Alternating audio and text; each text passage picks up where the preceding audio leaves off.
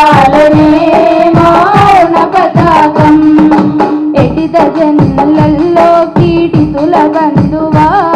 కుటుంబ వారమంతా భుజాన మోసివా ఎడిద జన్మలలో పీడితుల బంధువా